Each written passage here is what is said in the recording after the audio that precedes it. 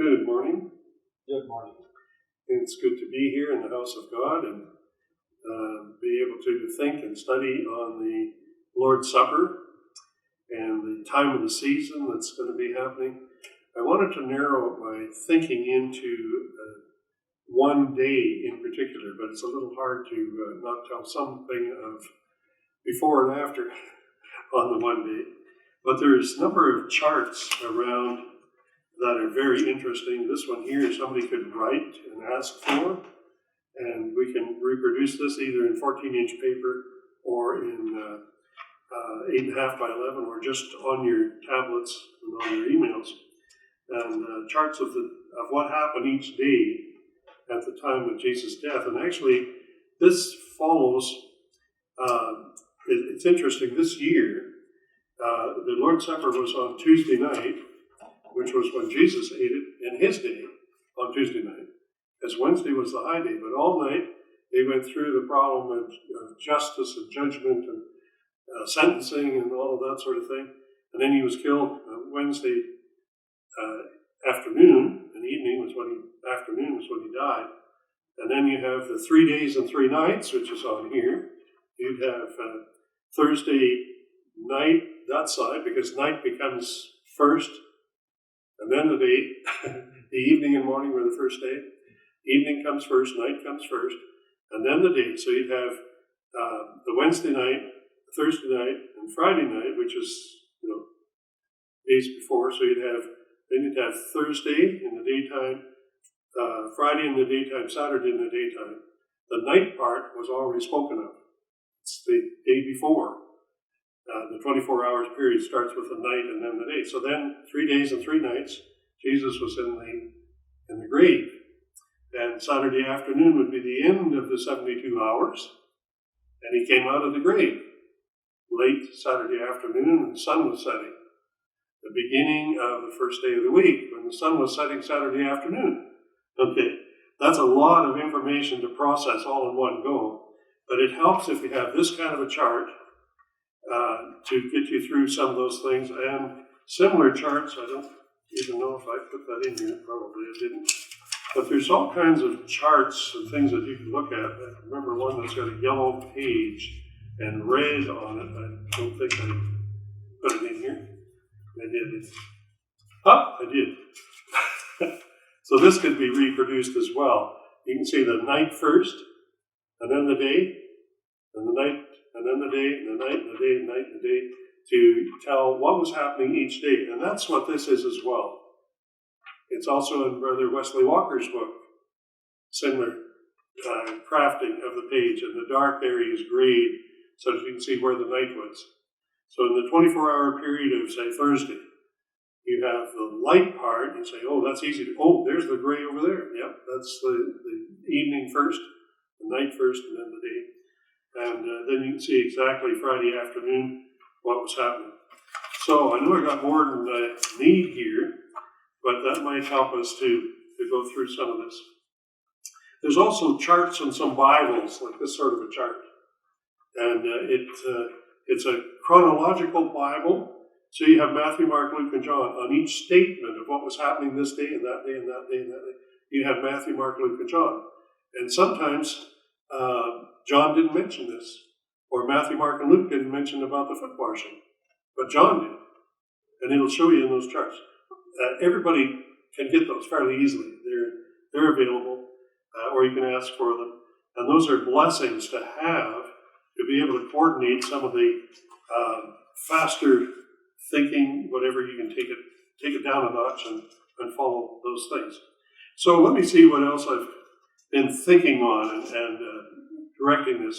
One of the thoughts that comes right away when you start this sermon, this type of work, the Hebrew Bible, the Hebrew calendar, and the time frame that they were in, how the clock was determined in their day, with the hours of the night and the hours of the day.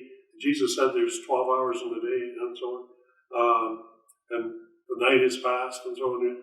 You need to know something about how their calendars worked and how their nights worked. Their calendar was lunar calendar. It was following the moon.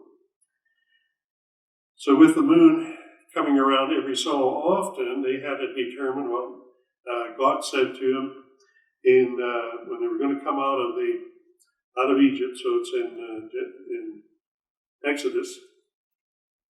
12. Exodus chapter 12. And the first 7 verses or so. It right away starts off about Aaron and Moses, so that you know the time frame when it is.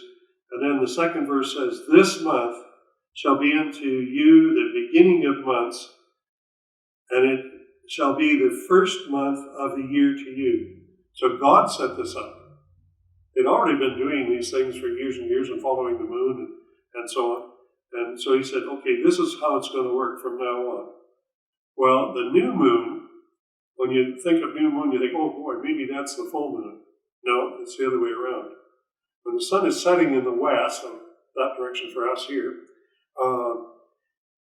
when it gets close, the moon gets smaller and smaller, and then one day you can't see the moon. It's right in with the sun, and you can't visually see it, so you have to wait another day, and then all of a sudden there's this little tiny crescent moon, and it's only there for an hour or so, and then it's gone, again over the horizon. That is the new moon. And in this case here, they were to take that first seeing of the moon, and they were supposed to count 14 days. But 10 days they would do this, and then on the 14th day they would have the Passover. So in here it says this will be the first month, and they called that month Abib. And God calls it Abib, and later also they added another section where they called it by a little different name, but it mentions it that it's a new moon. Nisan and Abib are the two. And you can look these up in various books of the Bible, like Esther and Nehemiah, and even chapter 13 here in this Exodus, where it mentions the first month in verse 18. So you want to do some reading in Exodus chapter 12 to get those months kind of figured out as to where they were. The months were 28 days, basically. They do move slightly more than that, so I guess 7 times in 19 years they had to add an extra month. Whereas somebody came along later with the Gregorian calendar and the Roman calendar and so on, different countries. As they came across those, they gave different lengths of months, trying to beat it so that it would come out even. I think God had fun with that because 365 doesn't divide by anything. It divides by 1 and it divides by 365. That's pretty neat. So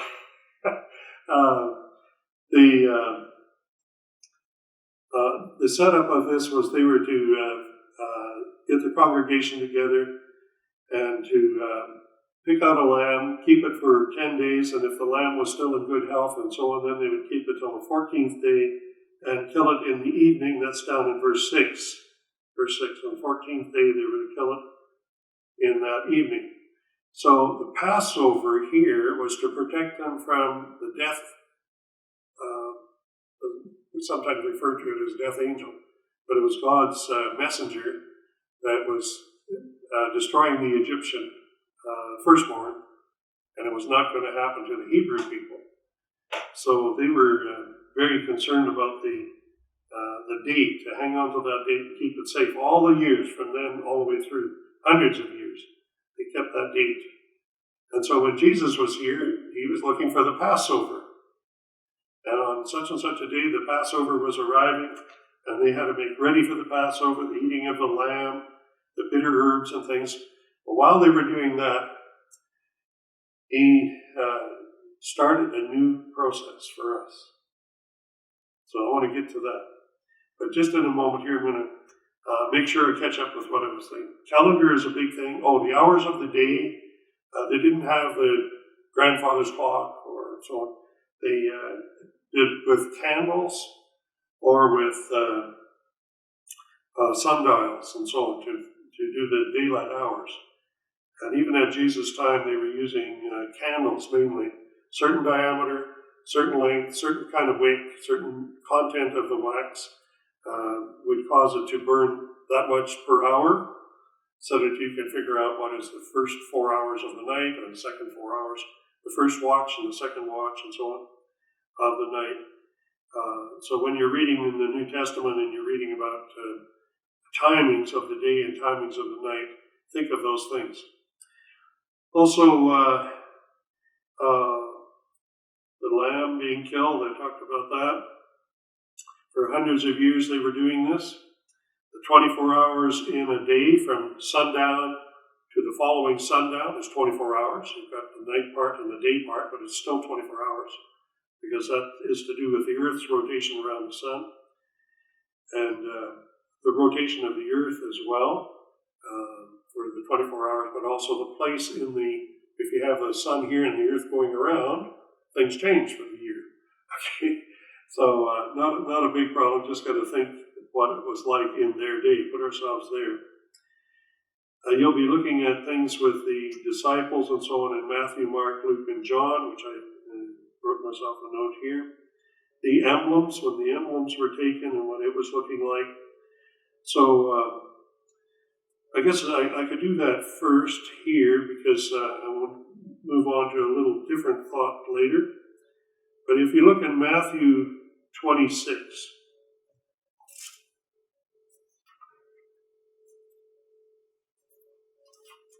Matthew chapter 26 is one part of the feast, or the start of the feast. As in Matthew 26, you want to do quite a bit of reading there. I've got a paper in here for Mark, and that would be, I got Matthew 28 will come up later. In Mark chapter 14, you'll notice also the same thing. In chapter 14, verse 22 through 26 is talking about Jesus instituting the bread and the juice, unleavened bread, unleavened juice, for the representation of his body and his blood, and how we are to take it to remember him. And then we could go to Luke chapter 22, and you'd have the same thing. Luke 22, you might want to read all the way from verse 7 to way down there to about 24, 23. Really good reading. And where would you find the foot washing? So let's go to John chapter 13. The others don't tell about the foot washing. And I'm going to tell the story rather than reading all of this. So bear with me and follow along from even verse 1 in John 13. Now before the feast of the Passover, when Jesus knew his hour was come, that he should depart out of this world unto the Father, having loved his own, which were in the world, he loved them unto the end. He will not give up his love for us and of keeping us and concern about us. But the supper being ended, he was eating the Passover with his disciples. You'd have to go back in some of those verses and find where Jesus sent out a command to go and make ready for the Passover. Go and talk to this man. He'll show you the upper room and make ready for the Passover. We don't know of other people there except the 12 plus Jesus. Didn't appear to be any servants or serving people. Doesn't appear to be any women there, because later, of course, the women were involved in the very first book of Acts, very first part of Acts, the first chapter of Acts, where the women were there as well, and probably 120 people were there. Where here, it seems to be just the 12. So the supper being ended, he was eating the Passover meal. And Judas had already been bothered by Satan, and Judas was planning to do what he was going to do. He was going to betray Jesus for money. So Jesus, in verse 4, he rises from supper. That's the ordinary Passover meal that they were eating. He rose from that. And it doesn't mention a thing about the emblems in John. So you have to kind of do this piece by piece and what comes first and what's second. It's not too hard to figure out. But he rose and he washed the disciples' feet. And of course, the story of him coming to Peter and Peter saying, "Oh no, you don't do that. You're my Lord and Master." And he said, "If I don't wash you, you're not part of me." And he says, "Okay, yeah, wash my hands and my feet and my head." And, he was all in at that time, all ready for serving Jesus. And then Jesus says, I'm your Lord and Master, about verse 13. But look what I've done. I've shown you something that I want you to remember and that you should do it. And it's an example in verse 15 that he wants us to do the foot washing service. And it's in red letters. It's Jesus talking. That we need to do that as part of the service. So when we first arrive at church, we usually think on that evening, we should do the foot washing first. We're not going to have the lamb and the bitter herbs and all the other things that went with it, because we're thinking only of the things that Jesus wanted us to remember him by. So we take the time right at the beginning. When they used to come into a building, somebody washed their feet. Well, here there was nobody. The 12 didn't offer to wash feet, and Jesus evidently not neither. And so when he was there, and he started this, he showed them the foot washing should be there while he was eating the Passover meal. And then he said, happy are ye if you do these things, in verse 17. We need to learn from that and do that. Then Judas was still there. Some people don't know when Judas left. Well, read these 4 books, those little verses in those 4 books, and find out where Judas was. That's always something interesting. In this book, John, Jesus says there's somebody that's going to betray me. And they started saying, is it you? Is it you? And, hey, tell John to ask, you know. So John was the youngest one. And so then Jesus said, well, the one that I give the sop to, evidently this is a bit of bread that they would dip in a gravy-like or a soupy type material. They dip it so it would be softer. And he gave it to Judas Iscariot. And Satan entered him in verse 27. At that point, he was sold for and given to do it. So he took the sop and immediately went out. And there was a little discussion as to why he was going, but he went out into the night in verse 30. So I'm going to jump back to my other notes so that we can follow along with what was happening at this time for the whole group, what was going on. I'm going to move some of these papers. There we go. Now I can follow this. So what I really want to do is have a combination of this time chart with what was happening each day, but I don't want to go back to the triumphant entry into the city on Sabbath. Other charts don't do that way because they're not starting over here correctly on when Jesus rose from the grave. And Sunday, they're not going back the right number of days.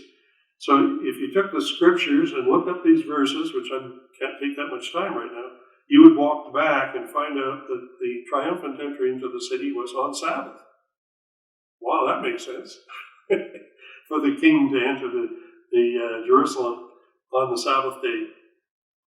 Then it says on the next day this happened, like the cursing of the fig tree, and then the fig tree dried up. The next day was dried. And then the reserving of the upper room was on Tuesday. On Wednesday night, when they were eating the Passover, and Jesus instituted his new things. And then immediately they went out into the Garden of Gethsemane. And that's a wonderful story to read as well about what happened in the Garden of Gethsemane. So if I take these charts, this is a fast go-around on this circle of 24 hours. But the events that were preceding was the foot washing, the Last Supper, when he tells and gives the bread to them and says, this is my body. If the bread is my body, remember me.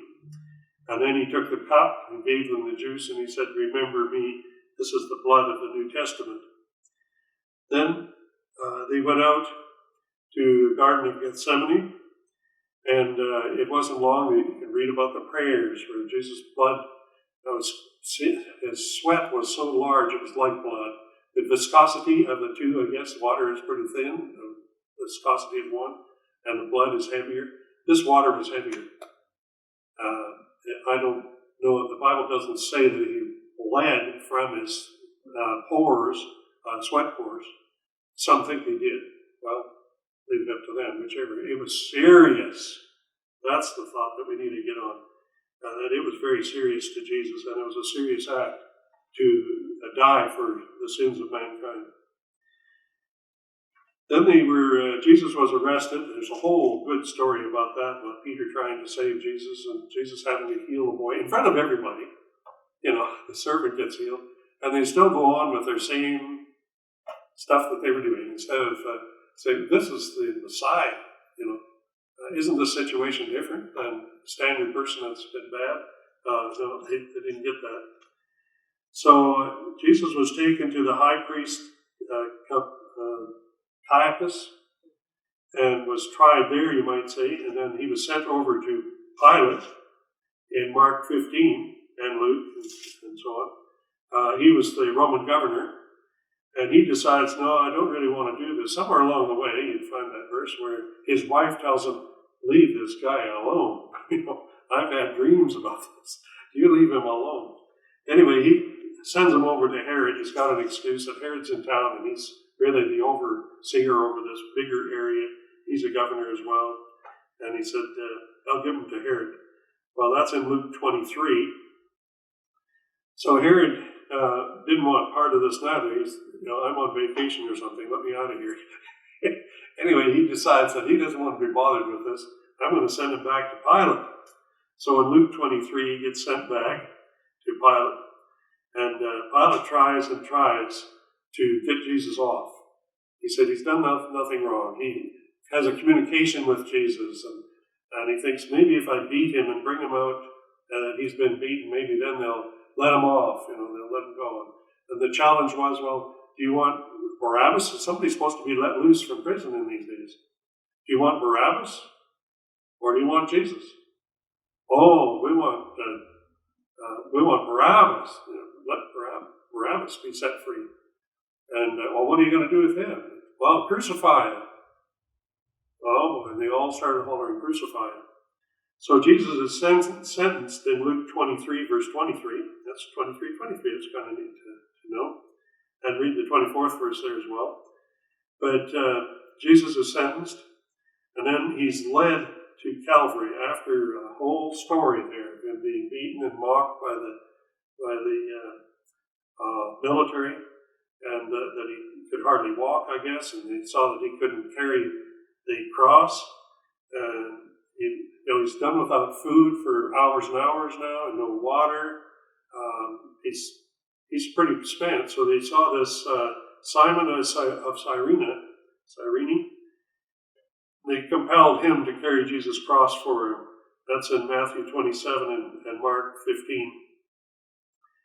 And being led to Calvary is in Luke 23, verse 26. And then they crucified him. And this was not a gentle thing. They had this big post that was probably 4x4, 6x6, probably 8x8, pretty large. And when they dropped him when they nail him to this post and then stand it upright and drop it into a hole, it was probably 2.5 feet, 3 feet deep, so that they wouldn't pull out very easily. That was not an interest, not a act that you could live through. It was just a miserable situation. But they crucified him.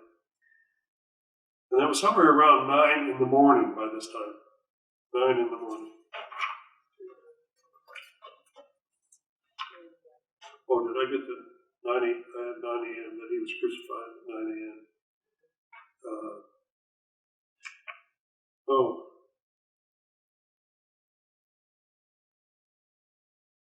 Because they'd been doing this all night long. And around 9, I'll say 9 a.m. when they crucified him, so that it'll match with the next thing that's going to happen. Because when you get up to noon, it was dark for 3 hours. In the middle of the day, it was dark for 3 hours. Middle of the day. So just going again quickly through this list of things. The soldiers divided his clothing in Mark 15, so you'd want to read Mark and Luke and John there. And the people were hurling insults at him while he was on the cross. And then there was The priests came by and mocked him as well while he was on the cross. And the soldiers then were mocking him, saying, if you're king, bring yourself down, save yourself. One of the criminals hurled insults at Jesus. Aren't you the Christ? And, save yourself and us. And then the other criminal said, don't rebuke him, don't do this. We are being punished for our wrongdoing. Jesus, remember me when you come into your kingdom. And then Jesus said that he would remember him. And Jesus said to his mother, Mother, this is your son. In other words, he was dying as the eldest of Mary's birth children. He wasn't going to be there. Mother, John will be your son to take care of you in your older age. That kind of communication. Here is your mother. He says to the disciple, here is your mother. And mother, here is your son. He was making that connection for her well-being. Then it says the 6th hour of the day in Mark 15:33. That in the 6th hour it became dark. He was on the cross already at that time. He was crucified. He was on the cross. Not dead. He was on the cross. And it was dark till the 9th hour, which is 3 in the afternoon by their time. And doing the number of hours between sunrise and nighttime. So if I can pick up this here again, 3 hours. Jesus then, somewhere around the 7th hour, or when it was dark yet, he cried out, my God, why hast thou forsaken me? And a little bit further along, he said, I'm thirsty. And if you read that, it's when they brought him the vinegar, and he tasted it and then didn't receive any more from that. And then he said, it is finished in John 19 and verse 30. And then, my Father, into thy hands I commit my spirit, in Luke 23. He says that. And he dies. Jesus dies. Around about 3 in the afternoon, which would be 9th hour of their clock, 9th hour of their time. There was a great earthquake, and the veil in the temple was torn. That veil was so thick. We think of a little lacy thing, but people have researched how it was built, how the veil curtain was made. And they say it was so many layers and so thick a cloth that it would take 2 oxen pulling that way, 2 oxen pulling this way to tear it, and it was tall. So it was God-given, not man did. Man didn't tear it. Because that also ruined the ability to hold services from that moment onward. The Holy Spirit was gone. The veil, the holiest of holy was open. They had a major problem on their hands. They had to fix that before you can do anything else. So the tombs opened. Many people came from the grave, and Matthew 27.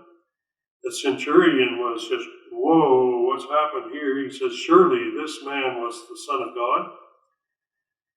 The multitude began to confess the same thing. The thieves' legs were broken. The government, well, there's a story in there too. I'll just relate part of it. That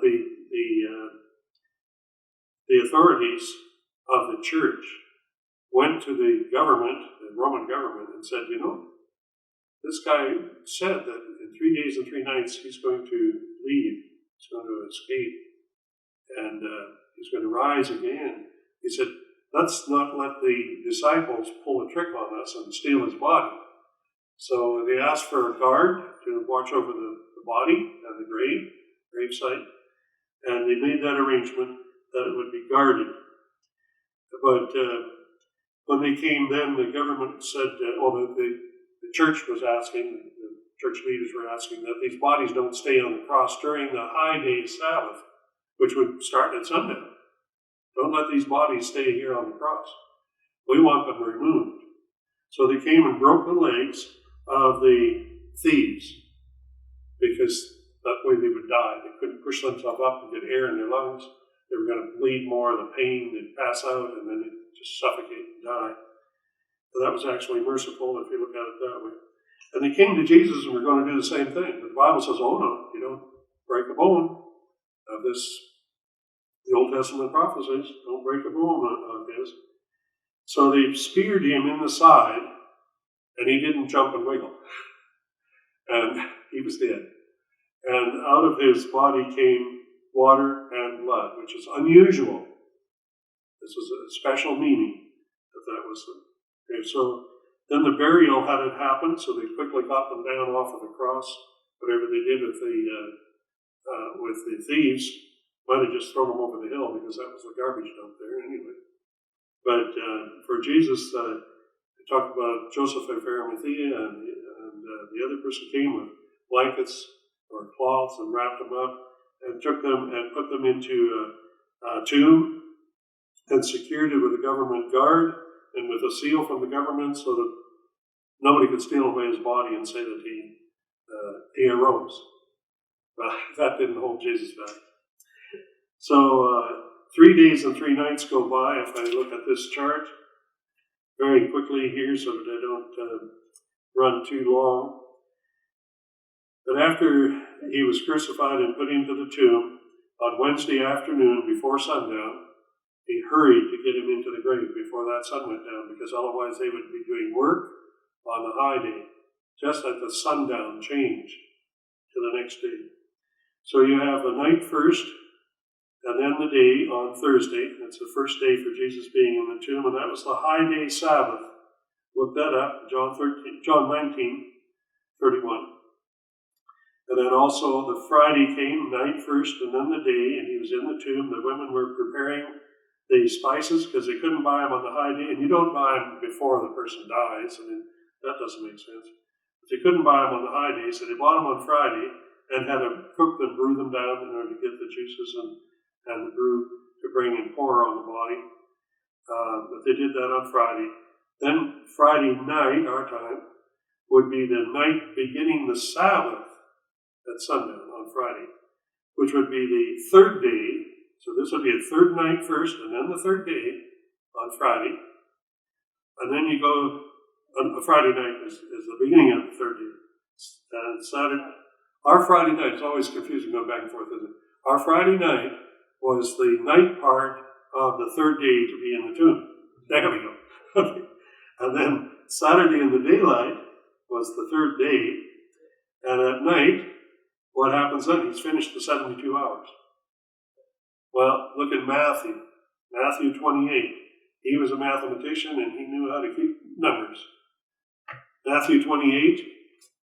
In the end of the Sabbath, what is that? Saturday afternoon when the sun's going down. Amen. That's the end of the Sabbath. As it was dawning towards the first day of the week. We think of the word dawn sometimes as a beginning, but also an age of it. The dawn of the age of Aquarius. That was when I was young. Whoops. But this was the dawning, the beginning part of the next day, when the sun was going down. Sun was setting, and Sunday was beginning. It says the dawn toward the first day of the week. The sun was setting, and the first day of the week was starting. In Hebrew,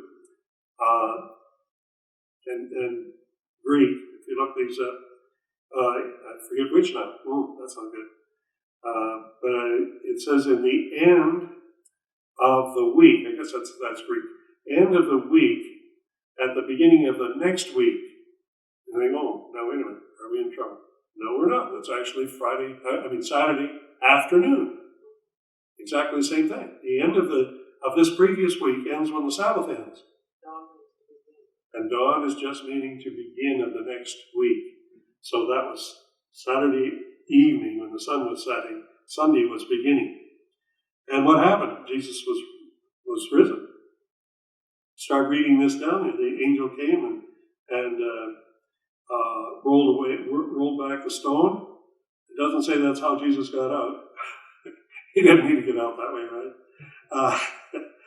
And then it talks about the angel, and the keepers, the guards, were so scared they were shaking in their boots. They were shaking really, really badly.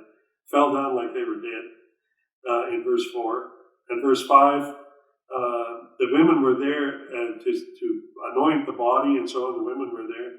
And they said, don't fear. I know that you're seeking Jesus. But he's not here. It's in verse 6. He's not here. He is risen.